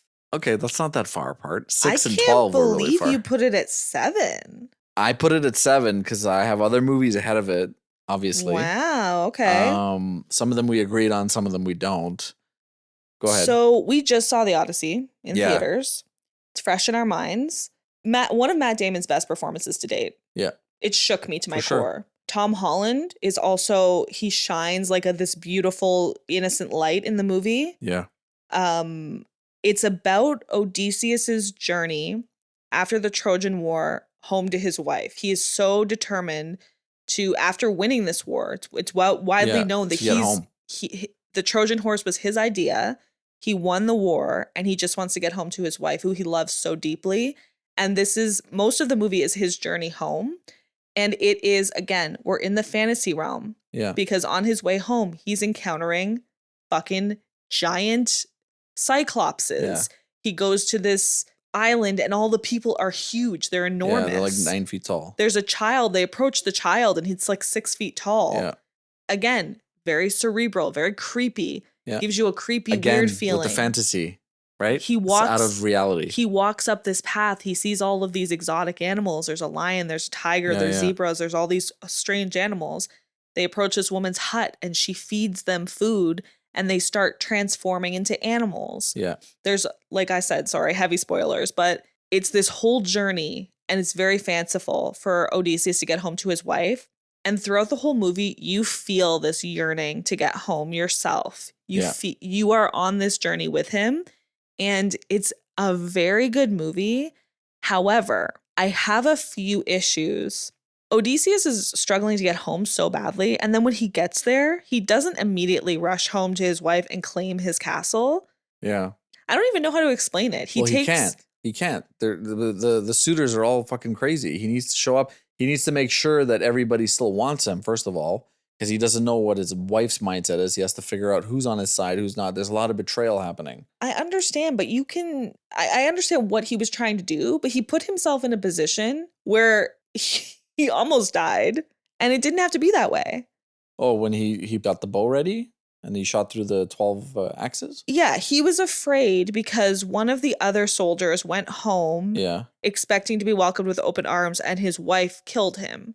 Yeah. Because that soldier was the leader of the army, and he had thrown his wife's daughter from a cliff to prove he was a tough guy or something. I don't really know why he did that. So Agamemnon goes home, and he's expecting to be welcomed with open arms, which he is. Yeah. His wife puts him in a bath and he is like perfumed and placed in a bed, and she approaches him like she's going to make love to him, and she kills him because she is still upset that he killed her child years prior before going to war, which they don't explain why he does that. He throws the child from a cliff. Why? He did it to show his commitment to the gods. Yeah, he gave their child as a sacrifice. I'm not a Greek mythology. I would have killed him too. Fuck that expert. Guy. But yeah, so that happens. So then Matt Damon is nervous that if he goes back and claims his castle, his wife won't want him, or the people. Yeah, he doesn't know who's on his side. It's been 20 years. Something's going to happen to him. So I get it, but I don't like the way that he finally does show who he is. Oh my, that's the best part of the movie. What the fuck are you talking about? I thought he was going to do when he fucking pulls that string on the bow, the whole theater gasped. No, that part is great. That part is great. The following fight with everybody. Yeah, he had to do it. He's the toughest guy. He's fucking of legend. I guess he did have to. He was the best hunter. He was the king of them all. He was like, it's mythology. He was the goat, literally. Yeah, you know? I guess he did have to. I don't know. For me, it was good, but that part didn't hit as hard as I wanted it to. Another couple issues I have is Athena, played by the incomparable Zendaya. Sure. Overrated. Whatever. You think she's overrated? I think she's friggin' amazing. Highly overrated. But doesn't really need to be there. Take her out of the movie. The movie does not change at all. Well, in the stories that he's communicating with Athena, right? Yeah, but she doesn't move the plot backwards or forwards. Listen, she talks to him like 3 times. Yeah. Doesn't make a big impact. She doesn't really do much. Those are your issues? Anymore? Well, also, I was really looking forward to him being trapped on Calypso's island. Yeah. Calypso is a goddess. Yeah. And once you get to her island, nobody can find you there. It's like an unplottable island. Yeah. And she was feeding him lotus flowers to confuse him. So he would be in love with her and make love to her and spend all this time in paradise with her. I didn't think that it was portrayed the way I pictured it. I pictured like a very lush green island, like a Hawaii type island. Mm-hmm. And I pictured Calypso to be, honestly, I think Zendaya should have played her. I disagree. She should have been younger. She should have been, I don't think she should have been white, in my opinion. I think Zendaya with like some electric blue contacts could be really cool, and just like with flowers in her hair and like a hula skirt on, like that's how I picture her. Yeah, okay. And I didn't really like the way it was portrayed. I think they did that because Matt Damon's like almost 60 and Charlize is of his age, and they kind of were together on that island. I get that, but then he also realizes he's been there for 7 years, and it doesn't feel like it's been 7 years. It was weird. I felt like it was weird. Before we go, all that aside, great movie. Number 5 on my list. Loved it. Great experience. We went to see it. This was the movie we watched on our date night. It was a fantastic movie. I put it at 7 because I think it's great. I want to see it again.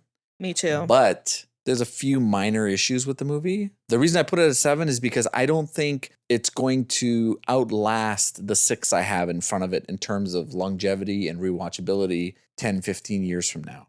It's it's the Odyssey, Homer's Odyssey, and it's his version. I don't have any issue with how he told the story and cast that he did and all that stuff. I don't give a shit about that. It's a mythological story. You take it, you remix it, you do however you want. I think everybody was well cast. The acting was good. I think Charlize was the right pick because there was a time where people used to say she was like beautiful like a goddess, except for like in the movie The Monster. She still is. Yeah, she's just older. I didn't picture Calypso to be white. That was my thing. Oh, I didn't picture anything. Like it's a goddess. Like it could be anything. Yeah. I think Athena's character was good. It was necessary. Zendaya, it could have been played by anybody. It didn't have to be Zendaya. I just think she's just like hot shit now. She's like the hot topic. So people put her in movies just to like get people. She's one of the most famous asses in seats. She's one of the most famous people in the world. John Bernthal is fucking wicked in this movie. Yeah, he's only in a couple of short scenes, but he's really good. He's really good. He has a lot of scenes with Tom Holland's character. Mm-hmm. They have great chemistry too. Tom Holland is really good. Anne Hathaway is very good in this movie. I liked her acting. She was very believable as the queen of Ithaca. Like she plays a sorrowful queen, which she does really well. She's sorrowful. She's longing for her love, and you really feel that in her performance. Robert Pattinson is amazing in this movie. He plays a scum slimeball he's so well. So hateful. I hate him. He is so fucking good. And the guy who plays Dr. Dre from Straight Outta Compton's in it too. He plays one of the suitors. Yeah. And he eats with Robert Pattinson. John Leguizamo is really good in this movie. Like everybody is good. I think I named everyone. Matt Damon obviously is really good. Yeah, there's a few others. But who's the guy that plays his first mate? Odysseus' first mate? I don't know. He's in Tenet as well. He was excellent as well. I loved him. I liked the movie. I found that there was a little bit repetitive at times. They go to an island, they get kicked off. They're running to the boats. They go to the island, they're running to the boats. They go to an island, they're running to the boats. Yeah, but they're hitting different obstacles at each island. Sure, but I don't need to see them running to the ships every time. Like, I get it. Yeah, they lose a lot of crew each time, too. I don't need to see that. The one where they go to the fucking Cyclops, that was great. One where they go to that island where those fucking 9-foot guys are there and they flip their ship, a couple of them, and they destroy the ships, that was great. Yeah. But I didn't need to see it that many times. I think the it's whole just showing Calypso part, that the world is very dangerous. Yeah, the whole Calypso part, I agree. That was very weird. Almost to the point where I'm like, if I don't have any context on the story of Odysseus or Homer's Odyssey, I'm confused as shit. I was able to put it together. That's the part I was looking forward to the most. Yeah. That's why I was bothered by it. My 2 favorite parts of the movie, when they get into the walls of Troy. Yeah, that's a good scene. That was very intense. And them being in the horse, that had never been done before. That was the most realistic way that they would actually get into the walls of Troy. Not with a fucking fancy ass. Like they had guys stabbing into the horse to check if there's people hiding in it. Yeah. And they show a guy get stabbed with this fucking sword and they grab him and they close his mouth while he's got a sword in his back. That's fucking crazy filmmaking. And the actors were really in that horse. Really good. They actually were inside that horse. That really happened. I mean, they didn't actually get stabbed. No, I know. They were in there, yeah. They were really in there. They were in there and they were stinking and like they made it like real as real as possible. And my second favorite part is when they go to the island and they meet the witch. And I knew she was a witch right away. I called it, remember? I said she's a witch. She was obviously sus as hell immediately. Why do you have all this food? Why are there all these exotic animals outside? They shouldn't have trusted her. I knew she was a witch right away. That was a very interesting folklore, folktale part of the movie. Like you hear about those little stories when you're a kid about a witch that used to feed people or whatever, blah, blah, blah. And her massaging the faces into pig faces. Again, show, don't tell. The visual filmmaking, the showing, the telling the story visually was so good. I think the length was good. I didn't have a problem with the length like Oppenheimer. No, it flew by. At any point in the movie, it flew by. I did not feel like, fuck, is this over yet? I kind of was like, what's next? I can't wait. The only thing that bothered me was them running back and forth to the ship. That was kind of annoying. Do I think this is going to be a rewatch year after year after year after year? I don't think so. I think it's going to fall into the category of Dunkirk and Oppenheimer. I don't think you're going to be watching it every year. For us, yeah, it's not Interstellar level for me. It's definitely a movie I want to watch again, but I don't want to watch it. Well, I can't say if I'm going to want to watch it in 5 years and 10 years. I honestly can't say. There's no twist. There's no there's build up to a moment. There's a climax, obviously, but there's no twist like The Prestige.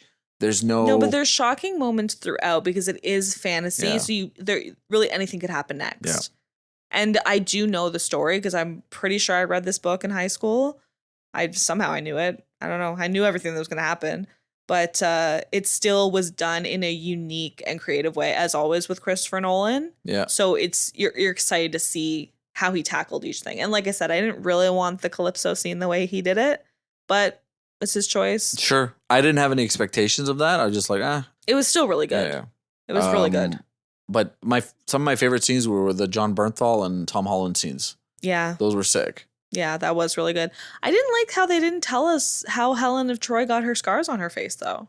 I guess if you know the mythology, you would know. I think John Bernthal scarred her face when they took over Troy. I think they were trying to say that she got attacked during that Troy invasion, and that's what happened. It's possible. I don't know the details. They don't tell us why. I purposely kept myself in the dark because I didn't want to know or have an expectation of the story before going in, because that sometimes sullies the movie. Yeah, I knew the story going in, but I didn't know it as well as I do now. Yeah. And I thought it was really well done. Okay, I got this at 7. You got it at 5? Yeah. Do you have anything at 6? Nope. It can go at 6.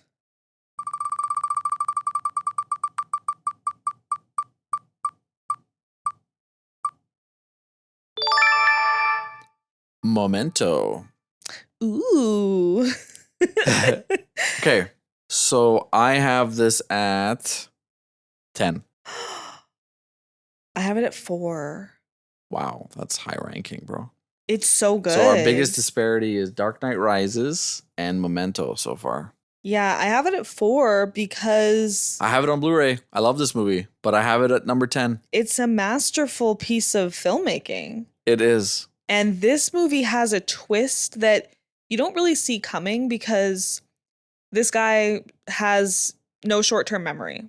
So he wakes up every day and he checks his surroundings and he looks at his clothing and he looks at his own body and he's covered in tattoos because his tattoos are telling him what he needs to do, who he can trust, what he his needs to believe. Little notes in his fucking thing. He writes notes to himself. He lives in a motel. He doesn't really ever know where he is or what he's doing. Yeah. And the movie is done in reverse. Yep. So we're seeing it from the end to the beginning, and we are so confused. We have no idea what's going on. The story's taking you on all kinds of different adventures. He's meeting different people. Yeah. He knows some of them. He doesn't know some of them. And he's piecing together who killed his wife because he wants to kill that person as an act of vengeance. Yeah. The actual end of the movie is at the beginning. Yeah. And then we go full circle you see Joey Pants getting shot in the face Yeah. at the beginning of the movie, and you're like, what the fuck? And then it kind of And tells then you what's happening. you find out why. Yeah. And it's, as an early movie, it's so impressive because not only is there that twist, but there's this kind of fanciful thing of the short-term memory that's impeding your vision the whole time. You feel just like him because you don't know what's going to happen next. You don't understand where you've been. You don't really know what just happened until the very last scene. You are confused and you don't really know where you are or what's happening. You feel disoriented, which is how he feels every day.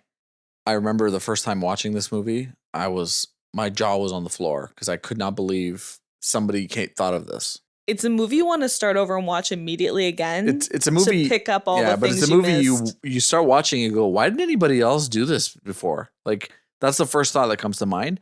I think it's a fantastic movie. Yeah. I've got it at number 10 because it's his first like major picture. So after a little while, I think maybe Dark Knight and a little bit later, Christopher Nolan started to get a rhythm of how his movies look, how the shots were made, the cinematography. Like, he has these habits now. He has these slow pans and these slow zooms and swelling music constantly. This is all in his movies now, and it's his formula. And it's like, oh, that's a Christopher Nolan movie. Just like Scorsese does all these like needle drops of classic rock. You know, he's always got Layla in the background or Jump Into the Fire and stuff like that.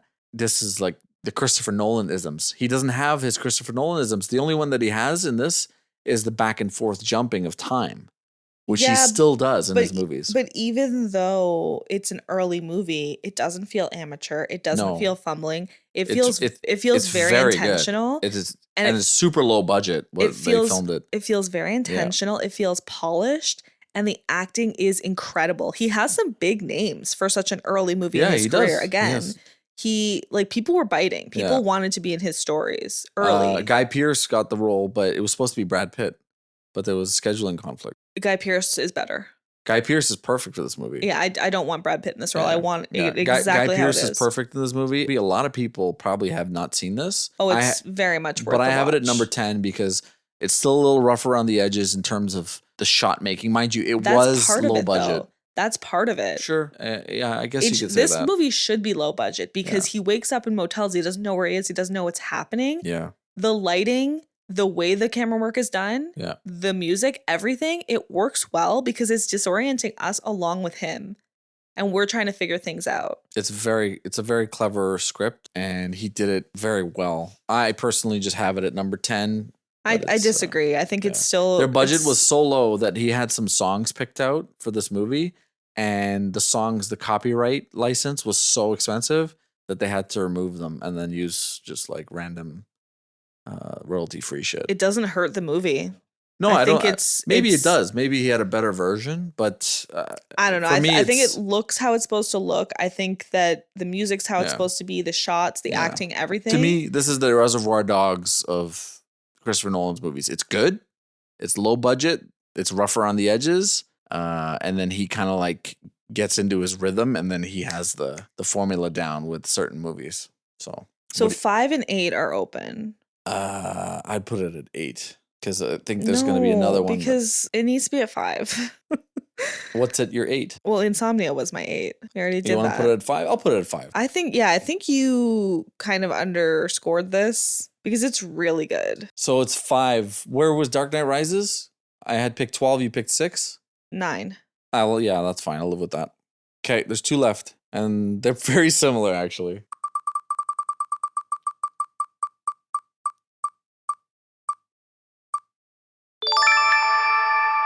Inception.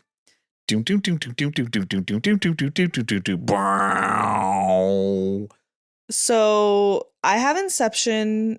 First of all, before I even say where I have it, I'm not that big of a fan of this movie. Okay. I know that a lot of people really like this movie, and I'm one of them. For Nolan's movies overall, it is rated as the second best movie of his. Mm-hmm. I have it at number 9. Wow, that's fucking criminal, dude. I have it at 5. Yeah, I'm not surprised you have it higher than me. Okay. This movie, I have a hard time with this movie. There were a few things that I didn't really like about the experience. Sure. But first of all, when this movie came out, Yeah. it was everywhere. Yep. The music was everywhere. Everybody couldn't shut the fuck up about it. Have you seen Inception? Have you seen Inception? Have you seen Inception? So I go to university and I was in a film class in university, which was a great class. It was so fun. It was on Fridays. Love that class. They usually are. So the first day I'm sitting in the lecture hall and the teacher was like, turn to the person next to you and talk about the movies you've seen recently. Okay. And I'm sitting next to this little weird kid and he looks at me and he goes, I saw Inception over the summer and it changed my life. And I was like, oh, I saw it too. And he was like, I can control my dreams ever since I watched this movie. And I was like, what the fuck? I was like, for real? He's like, I only lucid dream now because that's how deeply this movie has embedded itself. So, what kind of drugs is this fucking guy like on? in my mind? And I was like, that's weird. Okay. And then he's like, did you see it? And I was like, yeah. He's like, did you like it? And I was like, not really. Wow. And the look on this guy's face, his face dropped. It's a great fucking movie. I can recognize that it's a great movie. I can recognize that the acting's really good. Okay. I think this movie is a little bit too much up its own asshole. I disagree. It's Oppenheimer is too much up his own asshole. This movie is not. Is a little bit douchey and pretentious. And people, when after they saw it, were douchey and pretentious about it. He went into the dream realm. He went 6 dreams deep and then he couldn't escape his own dreams. So, like, suck my dick. That's so ridiculous. That is, unfortunately, you're letting other people's reactions and opinions affect your opinion on the movie, which is really sad. You let the cultural impact of Dark Knight ruin Dark Knight for you. So I can let people's reaction to Inception ruin Inception for me. It was too much. It was too much. It was everywhere. People who didn't know Batman's name is Bruce Wayne were wearing Batman shit. Like, it was just everywhere. Listen, not opinions. I can recognize that this is a great movie. Okay. It's a great story. And I actually do, now that I've gotten over kind of my disdain for it, I actually really enjoy watching it now that I've kind of let go of it. But at the time, people were such douchebags about it. And I was one of them. Probably. Yeah, I'll tell you my story. I'm glad I met you a few years later. I'll tell you. I'm glad I met you a few years later. I wasn't douchey about it when you calmed down. But all we talked about was this movie when it came out because it was groundbreaking and nobody makes movies like this guy. Okay, I watched this in theaters 5 times. 5 times with 5 different groups of friends. If you had been in film class, would you have talked about this movie? Yeah, I would have. Could you control your dreams? No, I didn't fucking control my dreams. I'm not psycho. That person's nuts. But unless you're a listener. I own this on Blu-ray, and my old boss, who I won't name, borrowed the fucking movie and never returned it. And then I moved out of the city, and then I never asked for it back. Yeah. So I want my fucking Blu-ray back. I saw this in theaters 5 times. Send this episode to him. And the beauty of this movie is you watch it, and every time you watch it, you understand it more and more. The little details of this movie is what make it so good. Yeah, and again, back to what I was saying, a little bit of disbelief, a little bit of magic in his movies, and they're slightly better. This movie is the story of, it's a tragic story of a guy who, obviously he's a criminal, but he loses his wife to her mental illness. And then she can no longer distinguish real life from illness. dreams. Like, she's sick. And can I just interrupt you? This fucking happened to somebody in real life. Did you hear about this woman? No, I didn't. She woke up after just having a regular night's sleep. Oh, fuck. And in her dream, she had gotten married. She had children. She lived a whole life. And then she woke up and she could not accept that it had been a dream. And she's in therapy now. Oh, because in her dream, she lived an entire life. I don't know if she was lying. Yeah. But it fucked her up. That's what like gets in my brain about this movie. Like, I understand why the wife was crazy after, because he literally said they had copies of their children. They lived their life. They raised their children in the dream. And then she couldn't accept it when they came back to reality. That's really fucked up. Really fucked up. So this movie is the first movie that broke new ground since The Matrix, the first Matrix, because nobody thought of this. You hook yourself up to this machine with 4 other people. You go into one of the people's dreams. And then when you're in the dream world, if you get shot, you just wake up. It's a kick. If you fall over in real life, like if you're in a chair, you wake up. just like in a real dream. Like you get killed in a dream, you wake up, right? And you're like, and you have a nightmare. Call it a nightmare. And then in that dream, you can go into another person's dream who's sleeping, and you go to a second level. And in that second level, time moves even slower. So there's this time dilation aspect again. And there's also, because in dreams, like you'll sleep for 8 hours, but a dream will feel like 20 minutes sometimes. And sometimes it can feel really long, like you've lived a whole lifetime in your dream. So, and then you go in deeper and deeper, and he's like, you go into limbo where you become a vegetable. It's really very interesting. And the thing I love about this movie, it's the only collaboration with Leonardo DiCaprio and Christopher Nolan. And I'm like, why don't you guys work together more often? He is so fucking good in this movie. He's like another version of James Bond. And Joseph Gordon-Levitt is like his number 2. It's the introduction of Ed Hardy. I keep saying Ed Hardy. It's the introduction of Tom Hardy without a mask, where you can actually understand what he's saying. Yeah, Nolan does seem to use people over again, he hasn't used Leo He again. didn't use Leo again. And maybe he doesn't like him. I don't think it's that. I think Leo's very picky with his movies. And then you have Elliot Page, who then in the past was Ellen Page. Right? Yeah. Really, really good part. He was a female in this movie. Yeah, he's the architect. Like he designs the dreams, the dream world, and everything. And it's just so well thought out. You're sitting there and like you're looking for plot holes, and there's so little. There's an explanation for everything. The amount of, and Cillian Murphy's the target. Yeah, tell me again. Cillian Murphy's in so many Nolan movies. Yeah, I know. Tell me again why you can't get out of limbo, because I don't even remember. Once you're in limbo, why can't you get out? If I remember correctly, once you go into limbo, getting out is very dangerous. You can get out, but when you get out, a lot of people lose their mind because they're in such a deep, like you have to be sedated deeply to get that deep into that level, like 4th level of dream. So it's just like that girl for real. Like she thought she lived a life, so she kind of did lose her mind. Maybe. She went so deep into he her went dreams. into limbo with his wife in the movie, and they had totems. Remember, that tells you whether you're sleeping or not. He had the top, and what did she have? She had, or was hers the top, and he switched it to hers? Yeah, he had something else. Anyway, I can't remember, but they both had a totem that would tell them like whether or not they were awake or not. And I guess she compromised her totem and she had lost it. She thought she was still dreaming when they were wide awake, which is really fucked up. So that's the really sad part of the movie. But it's very good. It's a very good story. He's trying to get back to his kids. The twist ending where he gets back, everything wraps up like a nice little bow. And he goes to that same house. Michael Caine's there. His kids are the same age. And he spins the top and walks away from it.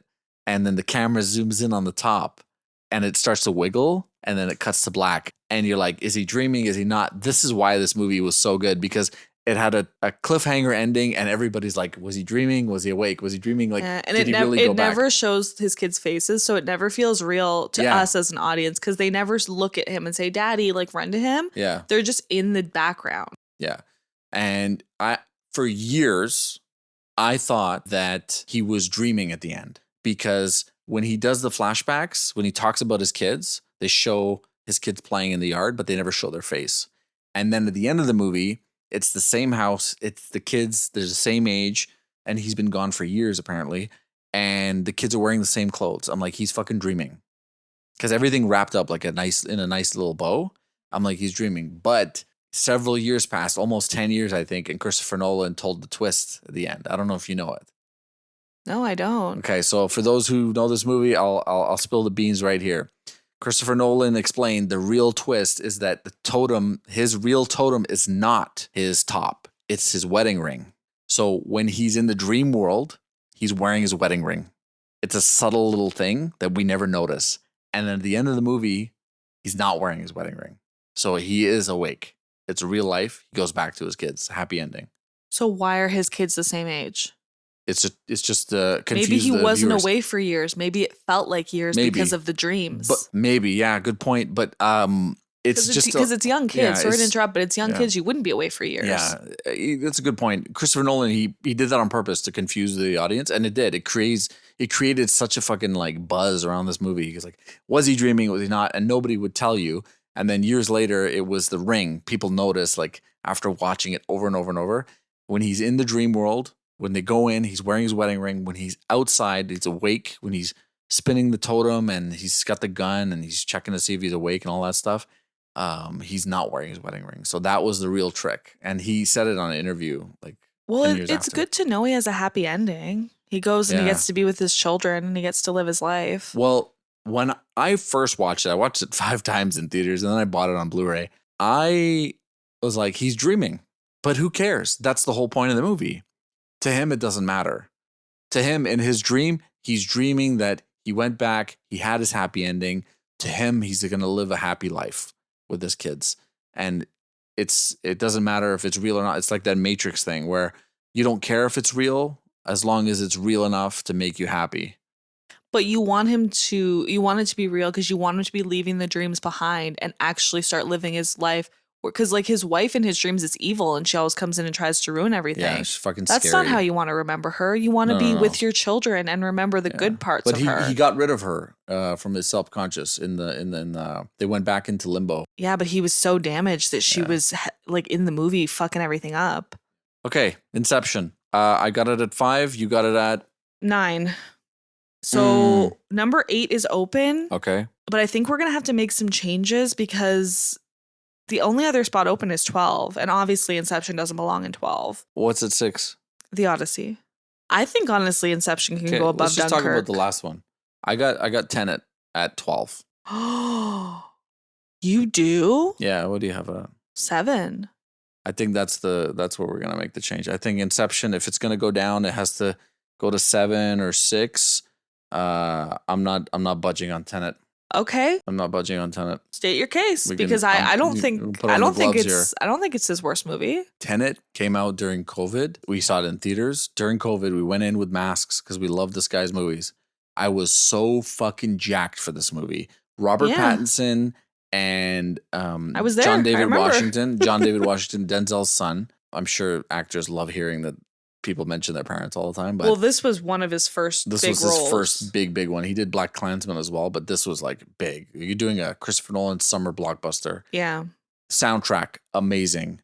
Concept of this movie, amazing. A lot of people thought this was a secret sequel to Inception, which would have been crazy. It has some shades of Inception going on. It has shades of it. But what Inception did, the execution, the storytelling, was so cohesive that you watch it a couple times and you're like, okay, I understand. Tenet has so many flaws. I get it at the end of the movie, but it's not as invigorating. The chase scene where they're driving forward and Sator is moving backward, really fucking cool. There's a lot of really cool imagery because really of the neat backward filmmaking. moving. The opening opera scene, oh my God, it's like the heart-pounding music you and can't take your eyes off the screen. You can't. It's so good. Yeah. But the audio, again, the dialogue, some of it, you can't hear shit. The audio is really bad in this one. I don't give a fuck about Sator. The villain is so bad. The villain is the least interesting part of the movie. Who gives a fuck? She's in an abusive marriage with some rich, murderous you're supposed to care. She's trying to get her kid. I don't give a shit. She's just some, like, no one cares. Like, make me care about her. I don't. I cared. I didn't give a shit. She was I cared very about passe. her and her kid. I didn't really care. Like, the twist at the end is that Robert Pattinson's her son and he's from the future and he's trying to, like, help save the world, which is kind of cool. But it had the fucking Pulp Fiction MacGuffin. Apparently at the end of the movie, when they were done filming, Robert Pattinson looks at Christopher Nolan and he goes, "So am I dead?" Because he didn't know that. Because it's confusing. Because in the real world, he's just a kid again. Yeah. So there's a lot of really cool shots, really cool concept. It's kind of James Bondish, but it does feel like James Bond a bit. The execution is so bad. And Christopher Nolan's execution in his movies, it's usually top notch. That's why I'm being so harsh on this. This is his worst fucking movie. And back to the topic about being a little bit in the realm of magic and disbelief. This is one of the movies where he fucking swung really hard. That's what I respect about him.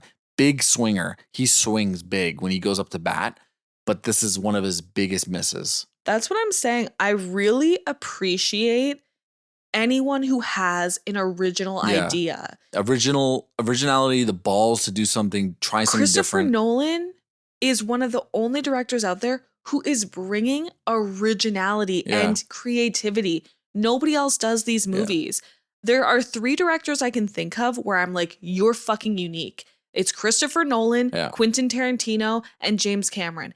Everybody else does recycled bullshit. Ever since Dark Knight, when I saw Dark Knight, I was 17. Okay. Ever since Dark Knight, I've seen every single one of his movies in theaters at least once.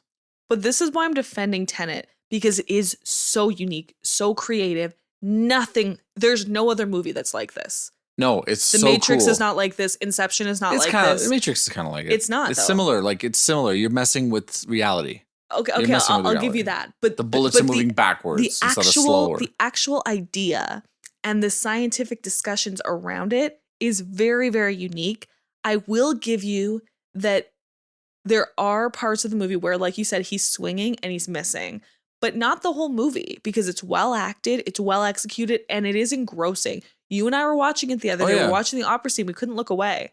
Yeah, but once they have the scenes with the husband and wife bickering about custody and whether the kids should go back to school and stuff like that, like, I don't care. This is supposed to be a spy action movie. He's a CIA guy who fucking tries to take a cyanide pill in the beginning of the movie. That's a great scene. No. And then you go from that to a Pure domestic. bravery. No, you go from, what I'm saying is you go from that to a domestic on a fucking yacht. I don't care. And then there's a scene where he's pretending to be some rich guy and they're fucking parasailing or some shit. Like, that's so lame. And then they're on his yacht and he's like, I saved his life. Now he's going to have to let me in on whatever's going on. And then they beat him up and stuff. And then they invert him. And like, I don't care. Like, it was so fucking dumb. And the MacGuffin part, I wanted to talk about this. There's a MacGuffin. It's a plutonium. Like, it's a tool. It's something that they're all after.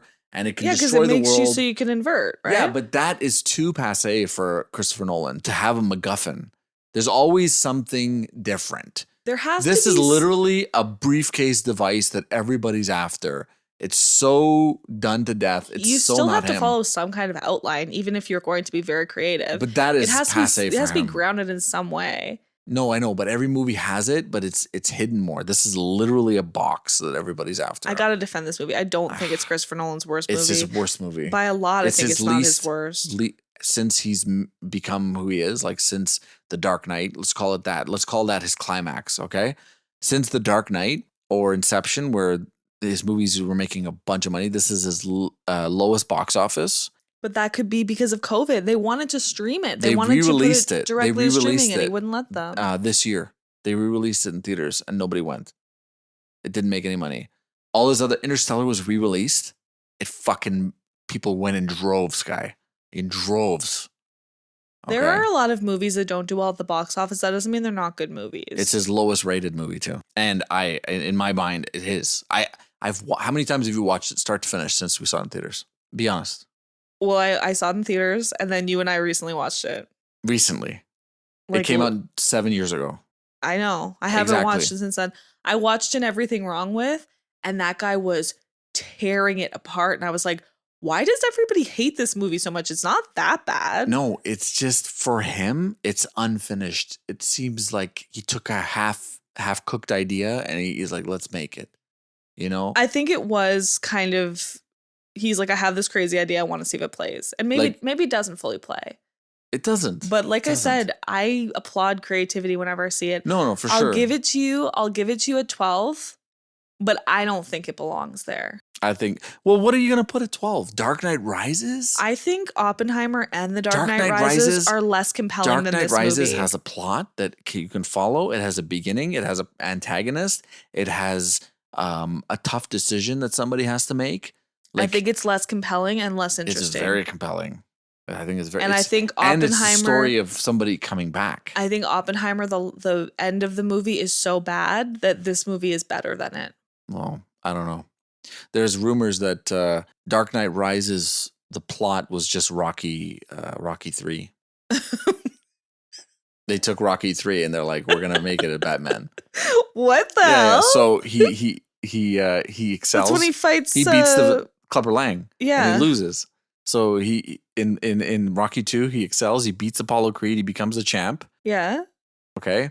And then in the third one, he becomes soft. In Dark Knight Rises, he becomes soft. He's not fighting anymore. Yeah. He comes back, but he's not like who he used to be. He gets beat. He gets beat by Clubber Lang. He gets beat by fucking Bane. And then he gets thrown into ghetto training, right? Apollo Creed takes him to like the ghettoest workout club, boxing club in California. Yeah. And he takes him to this pit in the middle of nowhere. And they train him. They fix his back somehow with like old timey, like a rope and some rocks and shit. His broke ass back. It's obviously it's a comic book movie. Anyways, and then he rises literally, and he comes back and he has like a fist fight and he wins. It is kind of Rocky. It's Rocky 3, yeah. Anyway, anyway, okay, let's count down from 12. Okay, all right, we got the master list ready, Mom. I think we can move Dunkirk down to 8 and put Inception at 7. I think so. That's a good call. Yeah. Yeah, and you're good with Tenet at 12. I will allow it at 12, but Okay. I don't actually think that it's his worst movie. I honestly like I've said several times this podcast, he doesn't really have a bad movie. Sure. They all have their redeeming qualities. Yeah. Some of them are less compelling than others. I think that Oppenheimer and The Dark Knight Rises are both worse than Tenet. Yeah. But this list is about your opinions too. So Well, no, I like Dark Knight Rises better. And for me, it's always about, does this movie have a beginning, a middle, and an end? Do I care about the characters?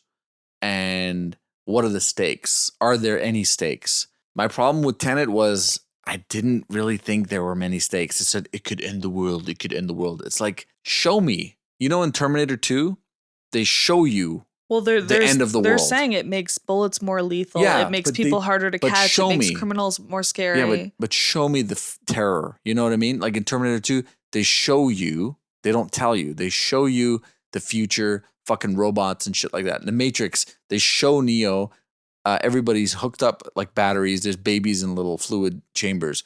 Okay, Christopher Nolan I'll give you that. shows us, but he never shows us in this movie. Some of it's a flop, but I don't feel like the entire movie's a flop. Yeah. But I'll allow it at 10 or at 12. I'll allow it. You listen, this Tenet is his flop. It's somebody else's fucking best movie they ever made in their career. They wish they made Tenet. All right. Okay. So let's do the list. For our audience, counting down from 12. Bottom to top, right? Yeah. Worst to best. So number 12, Tenet. Okay. Number 11, Insomnia. Number 10, Oppenheimer. Number 9, The Dark Knight Rises. Number 8, Dunkirk. Number 7, Inception. Number 6, The Odyssey. Number 5, Memento. Number 4, Batman Begins. Number 3, The Dark Knight. Number 2, The Prestige. And the number 1, incomparable, Interstellar. Yeah, those last 5 movies are the top 5 are fucking amazing. So much fire. We're gonna get ripped apart because Oppenheimer is number 10?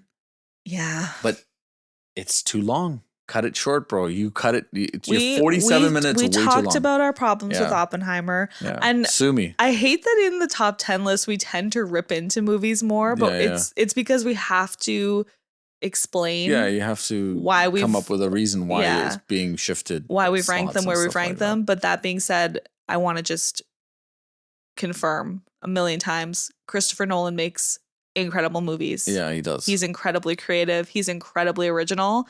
And I can't wait to see what happens next in his career. I hope we see a lot more from him. Yeah. Because he doesn't release stuff often, but when he does release stuff, you want to see it. Well, every about 3-4 years, he releases a movie. He takes his time. Yeah. He has always got a script on go, too, which is amazing. His brother works on the scripts with him. Well, his brother writes it, and I think he helps. Is he involved in the writing process? Oh, yeah.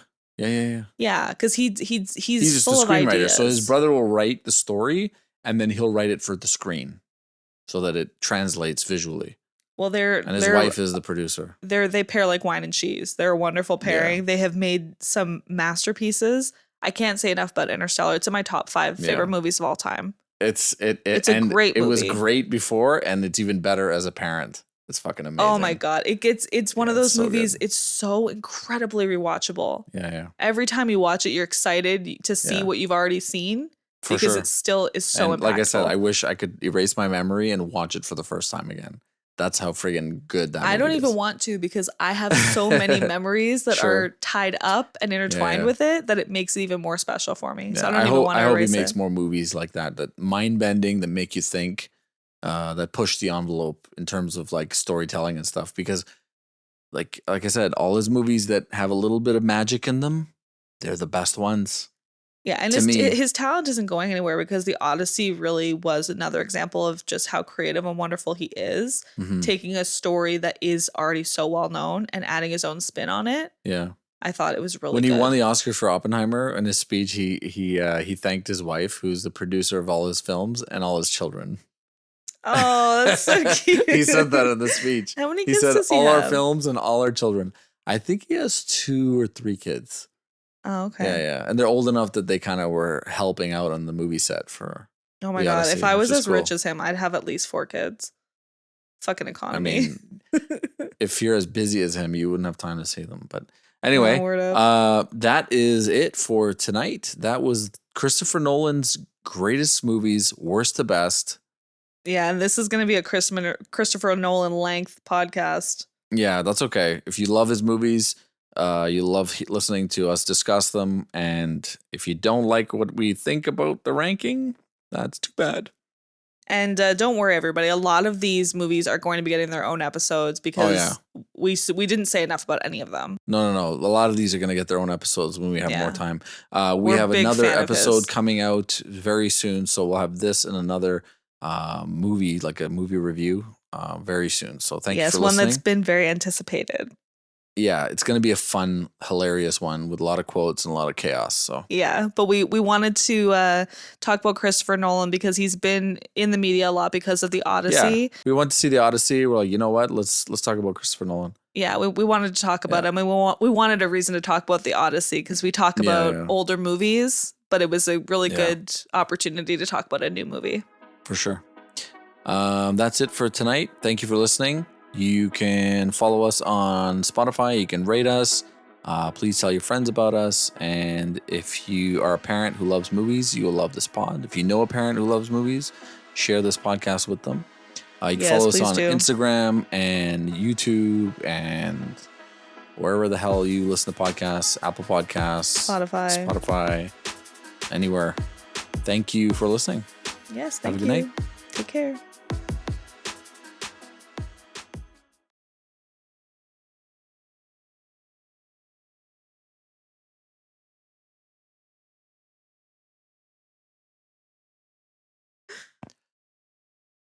All right, Mom. What do you rate The Shining? How many? Okay, so hang on.